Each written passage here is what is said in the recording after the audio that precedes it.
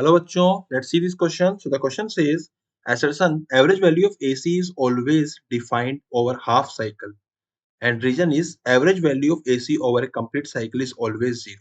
So there are four options. Option number A, assertion reason both true, reason is correct explanation for the assertion. Option number B, if assertion reason both true but reason is not correct explanation for the assertion. Option number C, if assertion is true but reason is false. Option number D, if both assertion reason are false. So here we will write the key concept that will be used in this question. So what is the key concept that will be used here in this question? So we can write that the average of, or we can say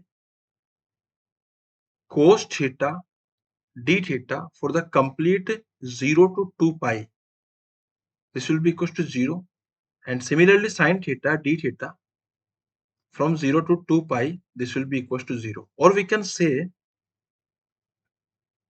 the average value of cos or sin for one complete cycle is always 0.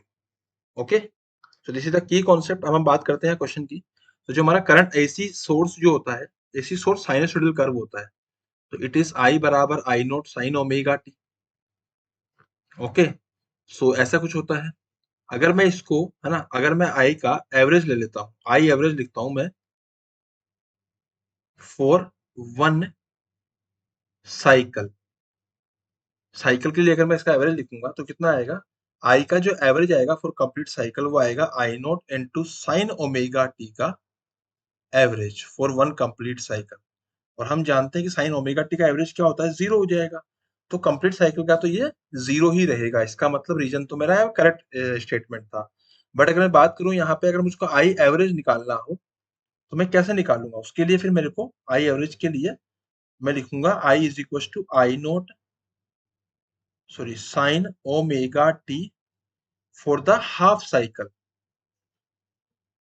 Okay, and half cycle के लिए इसकी जो value आएगी वो zero नहीं आएगी, इसकी जो वैल्यू आएगी उस कुछ फाइनाइट वैल्यू आएगी. तो हमेशा हाफ साइकिल के लिए हम लोग यूज करते हैं I average, not for the complete cycle, क्योंकि उसकी जीरो होती है. So option number one is assertion is true, reason is true, and reason is the correct explanation for the assertion. So final answer is option number one.